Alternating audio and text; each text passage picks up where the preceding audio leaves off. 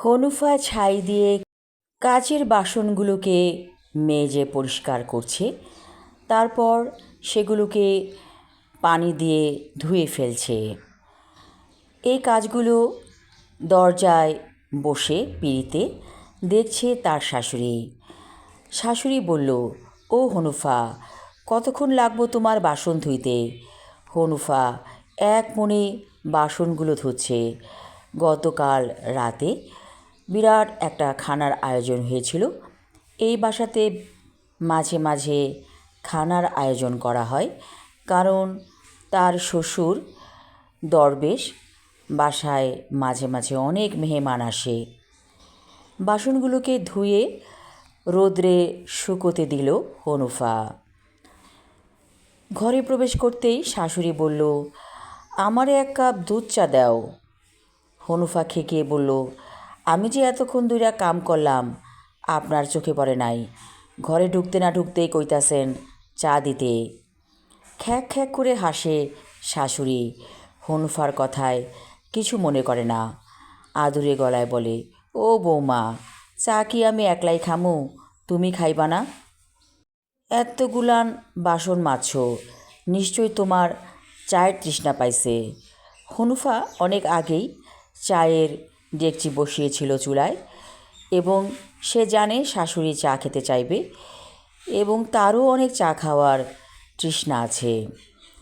পাকঘরে যেয়ে সুন্দর করে চা বানালো হনুফা।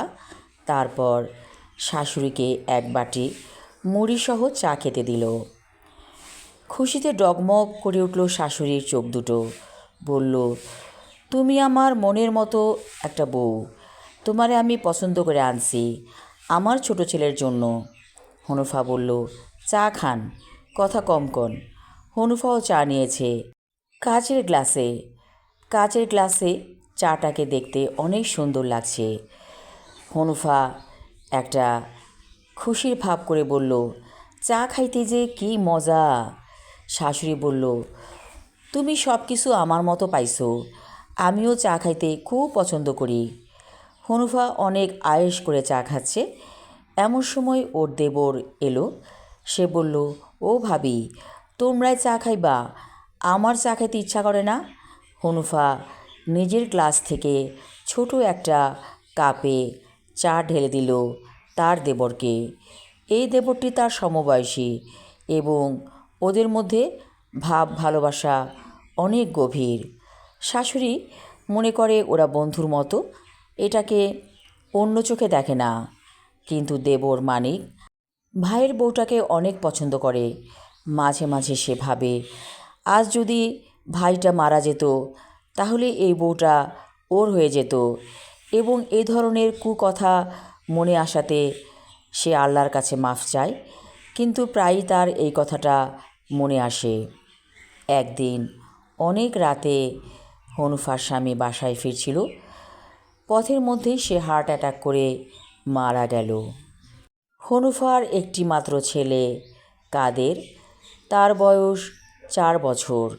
হনুফা উঠোনে গড়াগড়ি দিয়ে কাঁদে আর বলতে থাকে, আমি কেমনে বাঁচমু, কী হইব আমার, কাদেরের কী হইব?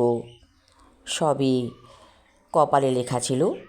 একদিন ঘটা করে তার দেবর মানিকের সাথে বিয়ে হয়ে যায় হনুফার।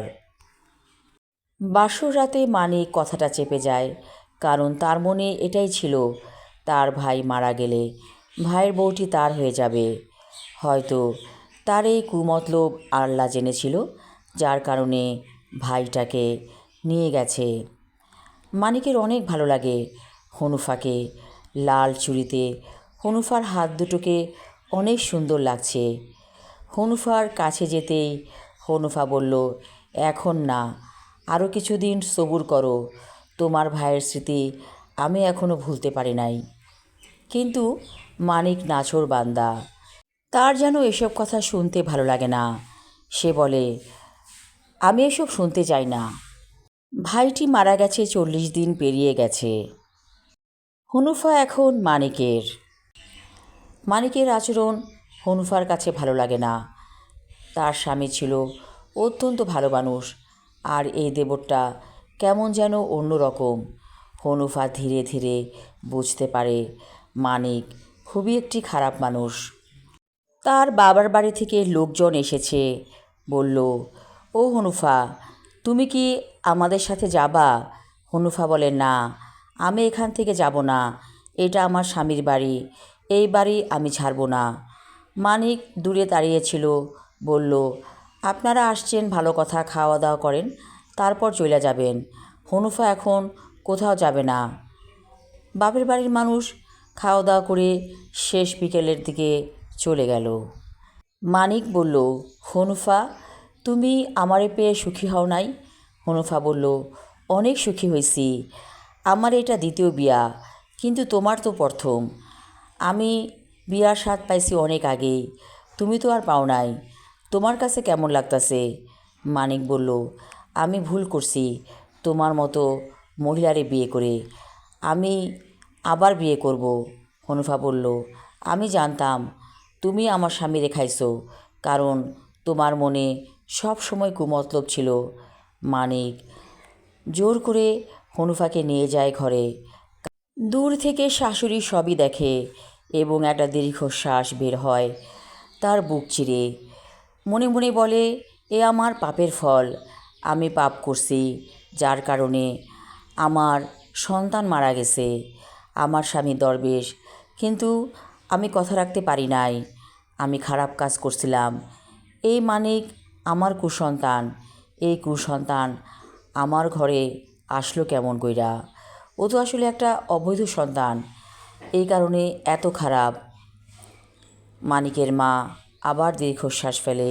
সুখের সংসারে আগুন লেগেছে, লক্ষ্মী পয়মন্ত বউটার কপালে এখন অনেক দুঃখ সইতে হবে। কপালে এখন দুঃখ লেখা হয়ে গেছে।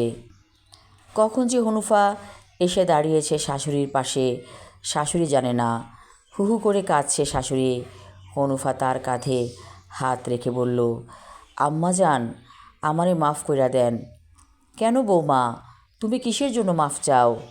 হনুফা বলল, আমি মনে মনে চাইতাম কাদেরের বাপ মইরা যাক, সে মইরা গেছে। আসলে আমি দরবেশ বাড়ির বউ, আমরা যা চাই তাই ফুলা যায়। কেন আমি এই কথা মনে মনে ভাবছিলাম আমি জানি না। শাশুড়ি বলল, মাঝে মাঝে মানুষের মধ্যে শয়তান ভর করে, হয়তো আমার মানিক তোমারে মনে মনে চাইতো, সেই কথাটাই তোমার মুখ দিয়া বাইর হইয়া গেছে। ও বৌমা, কাচের বাসনে পাটালি গুড় আর মুড়ি দাও, খুব খাইতে ইচ্ছা করতেছে। হনুফা বলল, মা, দুধ চা খাইবেন? শাশুড়ি বলল, থাকলে বানাও। হনুফা বলল, আমি মগ ভইরা চা খামো, কিছু কইতে পারবেন না। শাশুড়ি বলল, তাইলে আমারেও মগ ভইরা চা দিও। হনুফা বলল, আচ্ছা।